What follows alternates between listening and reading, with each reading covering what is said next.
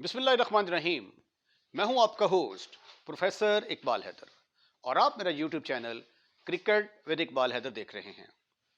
Dear नाजरीन, कल से पाकिस्तान और न्यूजीलैंड के दरमियान 5 T20 सीरीज का पहला T20 मैच खेला जा रहा है और इसमें जो है ये पाकिस्तान की प्लेइंग 11 का ऐलान कर दिया गया है और मोहम्मद हफीज़ ने पाकिस्तान की जो ओपनिंग जोड़ी है उसको तहस नहस करने का फैसला कर लिया है।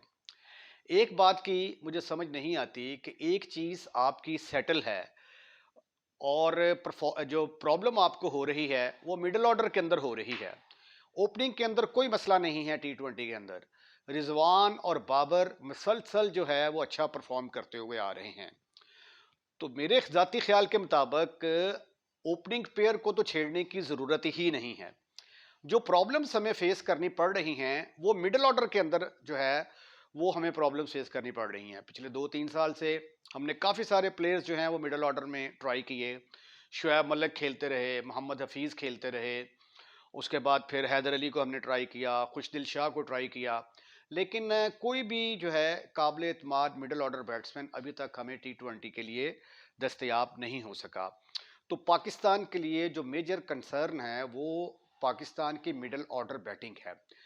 रिजवान और बाबर एज ए ओपनर बहुत अच्छा परफॉर्म करते हुए आ रहे हैं और तकरीबन 8 से 9 उनकी सेंचुरी पार्टनरशिप्स हैं। और जो लोग ये कहते हैं कि बाबर और रिजवान का स्ट्राइक रेट अच्छा नहीं है वो अहमकों की दुनिया में रहते हैं।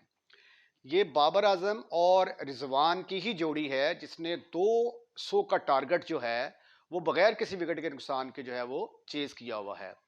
और पाकिस्तान ने जो दो बड़े बड़े टारगेट T20 के अंदर चेज किए हैं उसमें रिजवान और बाबर का बड़ा अहम किरदार था। तो अगर कोई बैट्समैन जो है वो 200 प्लस चेज करता है तो इट मीन्स दैट कि उसको उसके स्ट्राइक रेट के अंदर कोई मसला नहीं है। अब बाबर आजम को जब आप मिडिल ऑर्डर में खिलाते हैं तो इसका मतलब है कि आपने प्लानिंग कर ली है कि आप बाबर आजम को निकालने के चक्रों में हैं। आप कह रहे हैं जी हम जो है ये पाकिस्तान का पूल जो है वो बढ़ाने की कोशिश कर रहे हैं। तो लेट्स सपोज दैट कि अगर जो है ये नए ओपनर्स जो हैं ये आके परफॉर्म कर देते हैं तो क्या फिर बाबर आजम को आप फारग कर देंगे? क्योंकि बाबर आजम को अगर आपने यूटिलाइज करना है तो वो सिर्फ और सिर्फ आप ओपनिंग के ऊपर ही कर सकते हैं। बाबर आजम एक ऐसा बैट्समैन नहीं है जो आपको चौथे पांचवें छठे नंबर पर जाके या इनिंग्स के अख्ताम पर जो है वो आपको फ़ायदा दे सके। बाबर आजम का जो रोल T20 के अंदर है वो ये है कि उन्होंने एक प्रॉपर क्रिकेटिंग शॉट्स खेलनी होती हैं और बाकी जो दूसरी साइड पे प्लेयर होते हैं, दूसरे एंड पे जो प्लेयर होते हैं, उन्होंने जारहाना हिकमत अमली अपनानी होती है। तो बाबर आजम को तो और रिजवान को मेरा नहीं ख्याल के छेड़ने की ज़रूरत थी, लेकिन बहरहाल सुनने में यही आ रहा है कि बाबर आजम को जो है वो मिडल ऑर्डर में बैटिंग करवाई जाएगी, जो कि बिल्कुल एक फजूल फैसला है। वो एक कहावत है कि बंदर के हाथ अगर माचिस दे दे तो वो क्या करेगा, वो सारा जंगल जला के तबाह बर्बाद कर देगा। तो यही हाल मोहम्मद हफीज़ का है। जब बाबर आजम कप्तान थे तो बाबर आजम ने शुएब मलिक और हफीज़ को लेने से इनकार कर दिया था और मोहम्मद हफीज़ को अभी तक उस बात का ग्रज है और जब से वो मैनेजमेंट में आए हैं वो बाबर आजम के पीछे पड़ गए हैं। पहले बाबर आजम को कैप्टनसी से रिमूव करने के लिए उन्होंने अहम रोल अदा किया, उसके बाद अब जो है वो बाबर आजम को T20 से निकालने के लिए बिल्कुल पर तोल रहे हैं। अब ये देखिए बाबर आजम जो है अगर T20 की मिडिल ऑर्डर बैटिंग में आके बैटिंग करते हैं और फर्ज किया कि 2-3 मैचेस में वो नाकाम हो जाते हैं, अच्छा स्कोर नहीं कर पाते, तो फिर मैनेजमेंट क्या कहेगी? टाटा बाय बाय, ठीक है जी आप जाएं बाहर जाके बैठें, आपकी टीम को ज़रूरत नहीं है। हालांकि बाबर आजम जैसे ग्रेट प्लेयर के साथ इस तरह का सलूक करना ज़्यादती है। बाबर आजम को अगर आप T20 के अंदर खिलाते हैं, T20 मैच के अंदर, तो वो सिर्फ और सिर्फ ओपनिंग स्लॉट के ऊपर ही सूटेबल हैं। अगर आप उनको 1 डाउन 2 डाउन या तीसरे चौथे पांचवें नंबर पे खिलाते हैं तो ये आप बाबर आजम को वेस्ट कर रहे हैं। बाबर आजम जो है ये एक मंझा हुआ बैट्समैन है, वो सिचुएशन के मुताबिक खेलता है। अब लेट्स सपोज दैट आपने 140 रन चेज करने हैं, तो अब ये तो नहीं हो सकता कि आप जो है वो 10 रन फी ओवर की रफ्तार से चेज करें।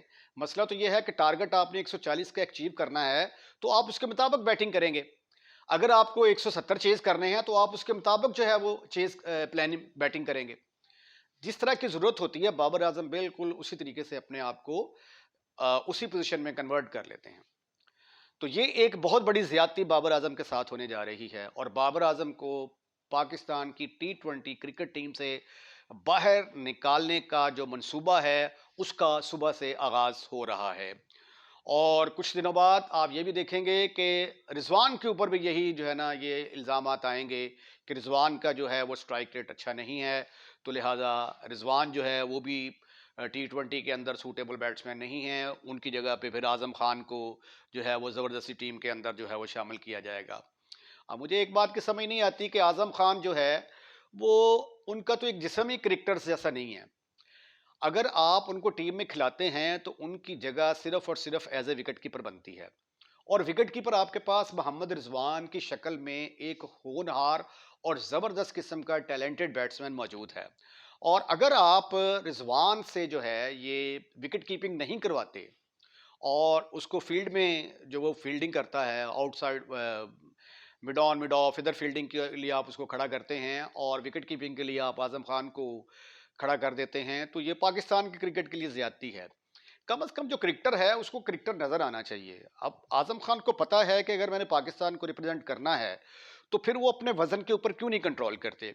उनको अपना जो है वो वजन रिड्यूस करना पड़ेगा, अपनी बॉडी की शेप को जो है वो प्लेयर्स जैसी बॉडी में कन्वर्ट करना पड़ेगा, क्योंकि इतने भारी भरकम जिस्म के साथ जो है वो आप रेगुलर बेसिस पे क्रिकेट नहीं खेल सकते। अगर आजम खान को हम आउटफील्ड में फील्डिंग करने के लिए कहते हैं तो मेरा नहीं ख्याल कि उनसे भागा जाएगा और डाइव लगानी पड़ेगी, मेरा नहीं ख्याल कि वो लगा सकते हैं। तो इन शॉर्ट के आजम खान जो है वो जब तक अपने आप को फिट नहीं करते, अपने वेट को कंट्रोल नहीं करते, उनकी पाकिस्तान की टीम में शमूलियत नहीं होनी चाहिए। अब ये जो प्लेइंग 11 कल के मैच के लिए अनाउंस की है, उस प्लेइंग 11 में जो ओपनिंग के लिए आ रहे हैं वो ओपनिंग करवाई जाएगी साइम अयूब और रिजवान से। अब ये देखें, साइम अयूब जो है ये एक बच्चा है और पाकिस्तान का फ्यूचर स्टार है वो, तो आप उसके ऊपर इतनी बड़ी रिस्पॉन्सिबिलिटी इतने खतरनाक दौरे के ऊपर कैसे जो है ना वो डाल सकते हैं। अगर खुदा ना खास्ता साइम अयूब जो है वो यहाँ पे फ्लॉप हो गए और वो जो है अच्छे रन्स करने में कामयाब ना हुए तो फिर उनका कैरियर जो है वो दांव पर लग सकता है। जैसा कि आपको मालूम है कि पाकिस्तानी मीडिया जो है वो हर वक्त छुरियां चाकू लेकर और पिस्टल लेकर जो है वो प्लेयर्स के पीछे पड़ा रहता है। तो अगर साइम अयूब खुदा ना खास्ता अगर नाकाम हो गए तो यही मीडिया जो आजकल उनके गुन गा रहा है, यही मीडिया जो है वो साइम अयूब के पीछे पड़ जाएगा और साइम अयूब जो है वो अंडर प्रेशर आ जाएंगे। और क्रिकेट जो है वो एक ऐसी गेम है जिसके अंदर इत्मीनान जो है वो बड़ा ज़रूरी है। तो अगर साइम अयूब के अंदर एतमाद नहीं होगा, अगर क्रिटिसिज्म होगा तो वो अपना एतमाद खो देंगे और दोबारा उनके एडजस्टमेंट जो है वो टीम के अंदर पॉसिबल नहीं होगी। तो इसलिए बेहतर तो यही था कि बाबर और रिजवान जो है ये दो प्रॉपर आपके ओपनर बैट्समैन हैं, ठीक है, इनसे ओपनिंग करवाई जाए और वन डाउन पोजीशन पर साइम अयूब को आजमाया जाना चाहिए। ओपनिंग को छेड़छाड़ करने की जरूरत ही नहीं है, नए एक्सपेरिमेंट करने की जरूरत नहीं है। बार बार मैं इस बात पर जोर दूंगा कि हमारी प्रॉब्लम मिडिल ऑर्डर बैटिंग है। हमें मिडिल ऑर्डर बैटिंग के अंदर जो है वो हार्ड हिटिंग बैट्समैन की जरूरत है जो मैच को फिनिश कर सकें, जो इनिंग्स को फिनिश कर सकें, जो 150 के स्ट्राइक रेट से खेल सकें। जिस तरह इफ्तिखार हैं, इफ्तिखार अहमद जो है वो अच्छी फिनिशिंग कर लेते हैं, इस तरह के हमें 2-3 बैट्समैन की अशद ज़रूरत है। तो उनके ऊपर जो है वो काम करने की ज़रूरत है। तो इसलिए जो है वो कल जो ओपनिंग पेयर आ रहा है साइम अयूब, खुदा ना खास्ता अल्लाह करे कि वो कामयाब हो जाएं, और अगर साइम अयूब कामयाब नहीं होते तो उनके ऊपर बहुत ज़्यादा प्रेशर आएगा और एक टैलेंटेड प्लेयर को हम डिस्ट्रॉय कर देंगे। हाँ, अलबत्ता जब आप देखें कि साइम अयूब जो है वो तीसरे नंबर पर, चौथे नंबर पर उसको खिलाएं, अगर वो मुसलसल रन्स करता है तो आप जो है उसको प्रमोट करके आहिस्ता आहिस्ता ऊपर ले आएँ ताकि बच्चे के अंदर आहिस्ता आहिस्ता कॉन्फिडेंस भी आता जाए। आपको मालूम होगा कि बाबर आजम जब अंडर 19 क्रिकेट टीम की तरफ से खेला करते थे तो Babar Azam as a opener खेलते थे, लेकिन जब वो पाकिस्तान की क्रिकेट टीम में आए तो ओपनिंग की स्लॉट जो है वो खाली नहीं थी, तो बाबर आजम को छठे नंबर पे भी खिलाया गया।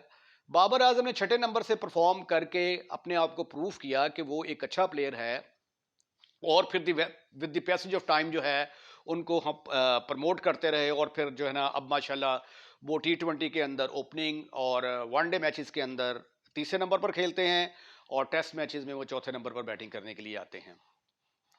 तो इसलिए जो है ये साइम अयूब और रिजवान की जो ओपनिंग है वो मैं उससे सेटिस्फाइड नहीं हूं। मेरे ख्याल के मुताबिक हमें जो है साइम अयूब को मिडल ऑर्डर में खिलाना चाहिए। तो बहरहाल साइम अयूब और रिजवान से ओपनिंग जो सुनने में आ रहा है करवाई जाएगी। वन डाउन पोजीशन पर फखर जमान या बाबर आजम में से कोई आएगा। बाबर आजम और फखर जमान इनमें से एक तीसरे नंबर पर आएगा, एक चौथे नंबर पर आएगा। पांचवें नंबर पर जो है इफ्तिखार अहमद आएंगे। तो 5 बैट्समैन के साथ जो है इन्होंने जाने का फैसला किया है और 6 जो हैं बॉलर जो है वो उनको खिलाने का फैसला किया है, जिसमें 2 स्पिनर्स हैं और 4 फास्ट बॉलर्स हैं।